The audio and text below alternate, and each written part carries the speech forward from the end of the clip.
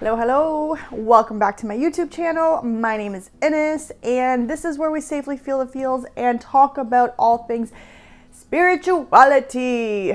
So, when I do these episodes, they are whatever I'm experiencing, both personally throughout my journey in trying to build a better lifestyle for myself, and sharing my healing experience with the audience.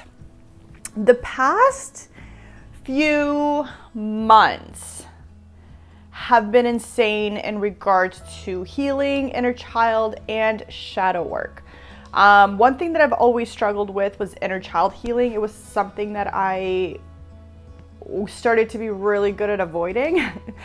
Having my own kid, McKenna, she's 3.5 years old. I realized how incredibly broken my inner child really was. And it made me realize that even when I was a child, like when I was a 3-year-old, I didn't know how to be a child. I was already talking with the grown-ups. I didn't really play with toys. And I think my parents were just kind of like, all right, whatever, she's not into toys. She'd rather do the books, the learning, stuff like that. Go for it. But I don't think anybody really realized until I had my own daughter how little of a childhood I had. Now, mind you, when I was about 4, the war started, and I am an empath. I feel a lot of the energies around me. I can feel the emotions from people, and sometimes I can even know why they feel the way they feel. Like I can get images, or I can get certain scenarios like channeled messages or downloads as to why they feel that way.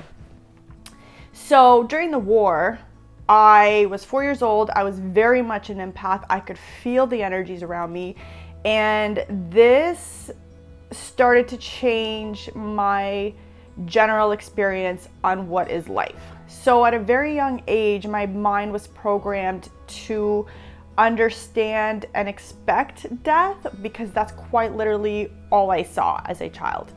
I remember staying up in the middle of the night because I could hear gunshots. I could hear bombs going off. I heard the stories that the adults would tell.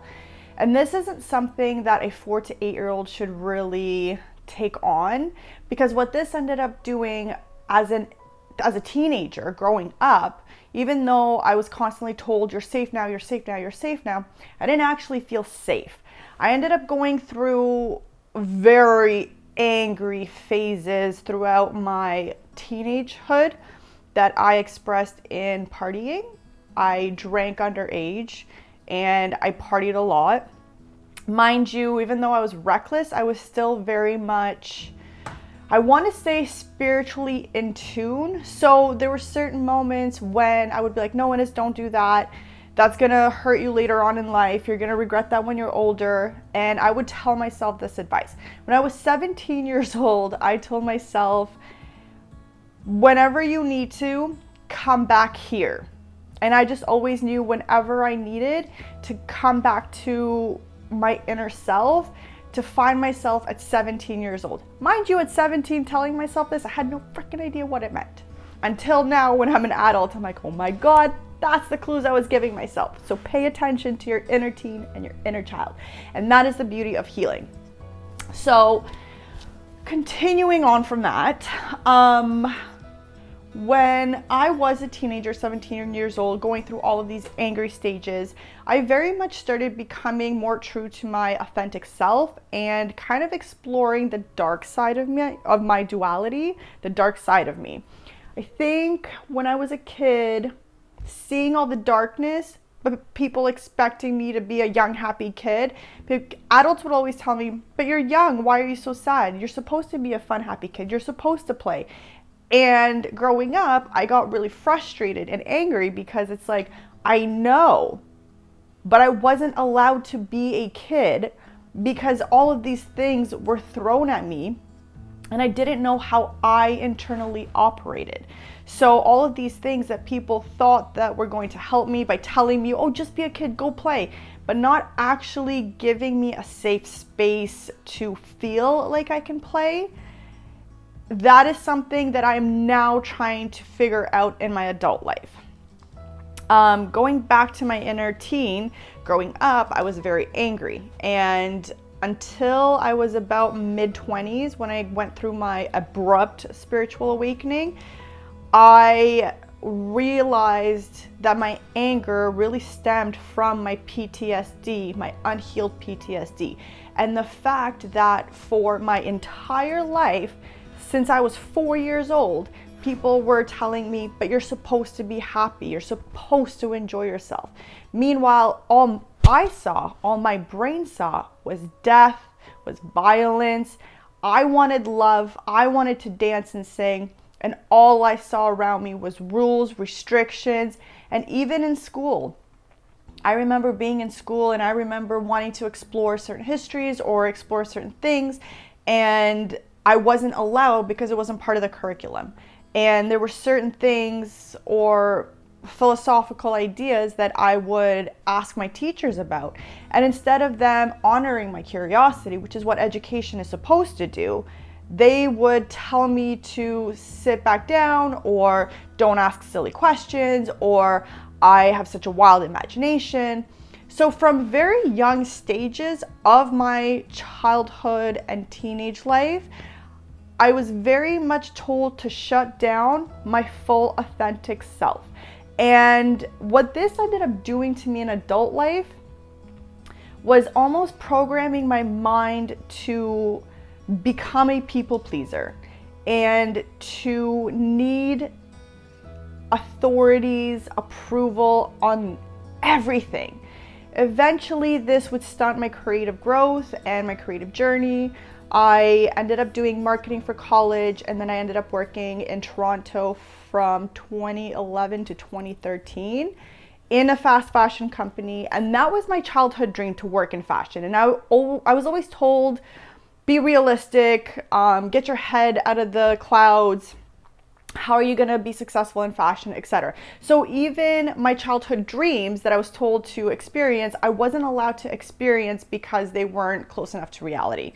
So all of these things I am now healing and in the process of healing. And my message to everybody that is going through their shadow work, especially their inner child healing, it is a long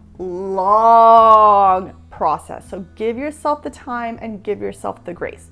Lately, what I've been doing with my shadow work is really paying attention to your emotions, talking to your emotions, processing your emotions, admitting your emotions, and in certain cases going back to scenarios where these emotions were originally triggered, or perhaps the triggers peaked.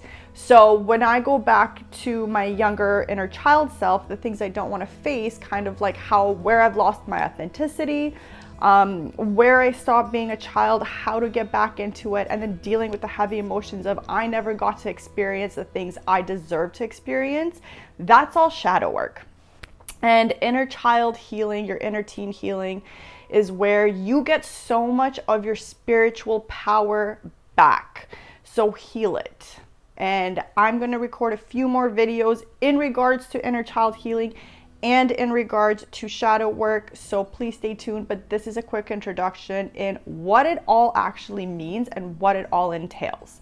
So I hope you enjoyed my little story. I'm sharing more of my experiences just because they're so insane and intense, and I feel like somebody out there is going through something similar, so I want to share with you guys. I don't have all the answers on shadow work. Even for myself, I feel like I'm very well versed in my own spiritual journey and my own self-growth, and there's still so much I learn every single day.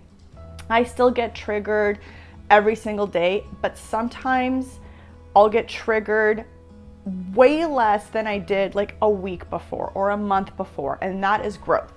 Also, I've talked about it before, but when it comes to shadow work, you can ask your spirit guides to help you, to send you triggers for healing. That's what I did. So it's really more alongside them that they kind of guide my path for healing. But I'll talk more about shadow work. This is just a quick little intro, and I'll see you guys in the next episodes. I love you. Happy healing.